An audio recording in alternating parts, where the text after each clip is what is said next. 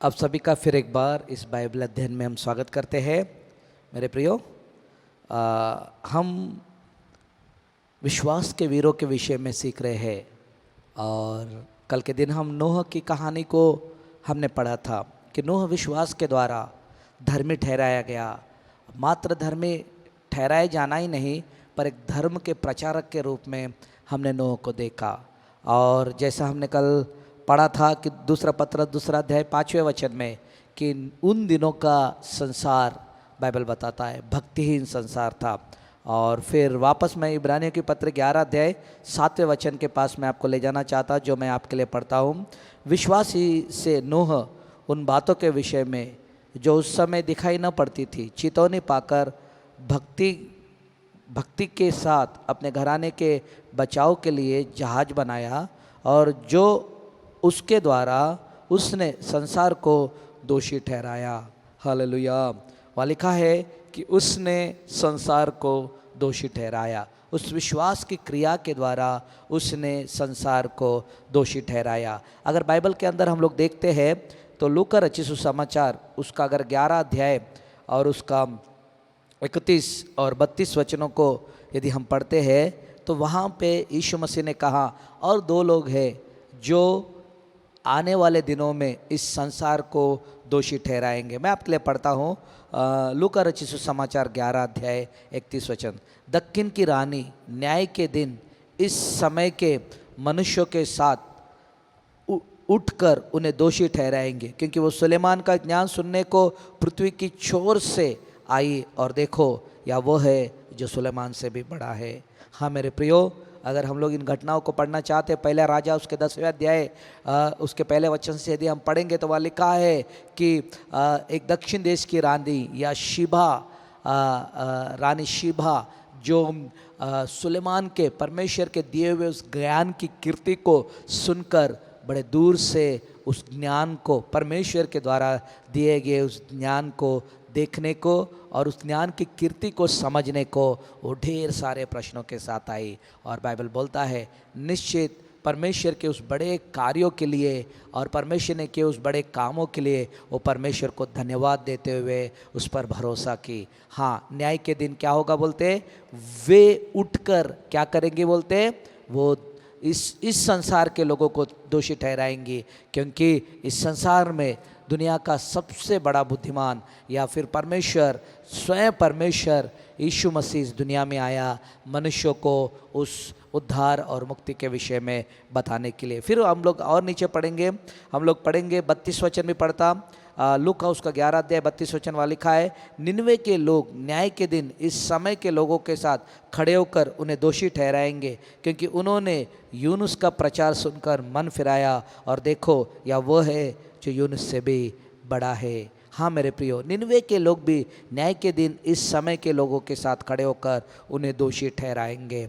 हाँ, क्या हुआ निनवे में? जब हम लोग योना नबी की किताब को हम पढ़ते हैं तो निनवे के अंदर परमेश्वर का संदेश लेकर जब योना पहुंचा, वहाँ लिखा है कि जब हम तीसरा अध्याय पढ़ते हैं, योना वापस फिर क्या परमेश्वर के संदेश को लेकर वहाँ जाता है और ये प्रचार करना शुरू कर देता है कि अब से 40 दिन के बाद निनवे नष्ट हो जाएगा। हाँ मेरे प्रियो, उन तक सुनाया गया सुसमाचार नष्ट और नाश का था, परंतु जैसे हम लोग नीचे पढ़ना शुरू करते हैं तो ये घटना जब राजा को पता चलती है तो राजा टाट ओढ़कर और सारे नगर और सारे राज्य में इसका प्रचार करता है कि हर एक व्यक्ति टाट ओढ़कर परमेश्वर के सम्मुख पश्चाताप करो, अपने बुरे मार्ग से फिरो। वहाँ लिखा है कि जानवरों से लेकर बच्चों से लेकर बुजुर्गों से लेकर हर एक व्यक्ति मन फिराओ और उद्धार को ग्रहण किया। मन फिराओ की ओर फिर गया, मन को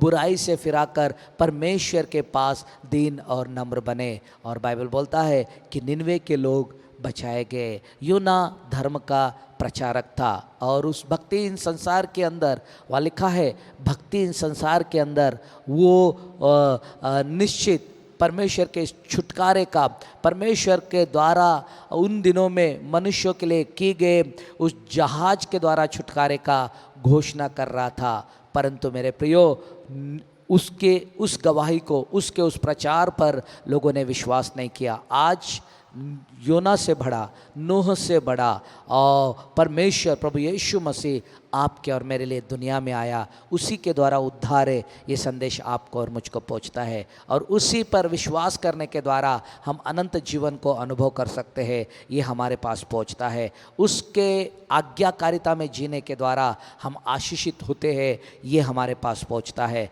तो आज अगर हम अनुसुना करेंगे तो ये लोग निश्चित रूप से, जैसे वहाँ के समाज को दोषी ठहराने के लिए विश्वास की इस क्रिया को और विश्वास के द्वारा प्राप्त उस धार्मिकता का प्रचारक नूह जैसे संसार पर दोष लगाने के लिए खड़ा है, एक दिन निश्चित रूप से हम उस दोषी या फिर गुनहगार की गिनती में हम लोग आ जाएंगे और ये लोग हम पर दोष लगाने वाले बन जाएंगे। इसलिए मेरे प्रियो, आज विश्वास के साथ उस पर, उसके अनुग्रह, उसके दया पर विश्वास करें और उस उद्धार को आप प्राप्त करें। और निश्चित रूप से परमेश्वर आपको अनुग्रह दे, दया दे और हम सचमुच ऐसे भयानक संसार के अंदर थे। मैं और थोड़ा इसको आगे आपके लिए ले जाना चाहता हूँ। वापस हम लोग दूसरा पत्रस, उसका दूसरा अध्याय, अगर 5 वचन हम पढ़ेंगे, दूसरा पत्रस दूसरा अध्याय 5 वचन मैं आप लोगों के लिए पढ़ता हूँ।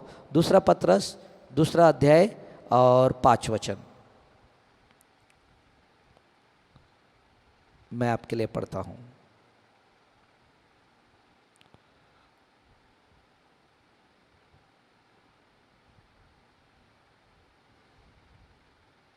और प्रथम युग के संसार को भी न छोड़ा, वरन भक्तिहीन संसार पर महाजल प्रलय भेजकर धर्म के प्रचारक नूह समेत 8 व्यक्तियों को बचा लिया।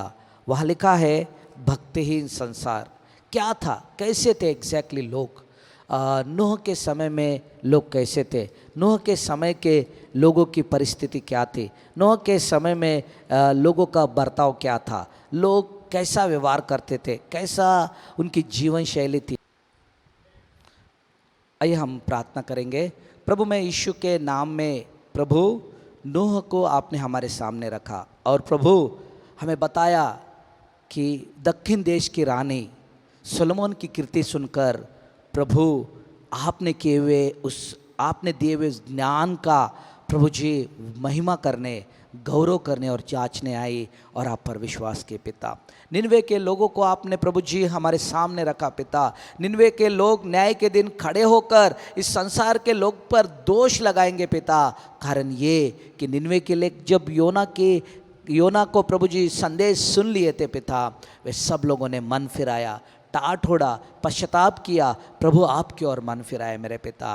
यीशु, जब आप यहाँ पर इस पृथ्वी पर हमारे साथ बात कर रहे हैं पिता, हमें सिखा रहे हैं पिता, प्रभु आप स्वयं पिता हमसे जब बात कर रहे हैं, तो होने दे मेरे परमेश्वर, हम नम्र और दीन बनकर पिता आपकी सुनने वाले बने। ऐसा अनुग्रह हम सभी को प्रदान कर। हाँ, नूह संसार पर दोष लगा सका पिता, क्योंकि उसने भक्ति के साथ प्रभु आप पर विश्वास किया उस भक्तिहीन संसार के अंदर। होने दो आज हम ऐसा बने कि ऐसे भक्तिहीन संसार में जहाँ हम जी रहे पिता, भक्ति के साथ आपके साथ बेहतर जीवन जी सके।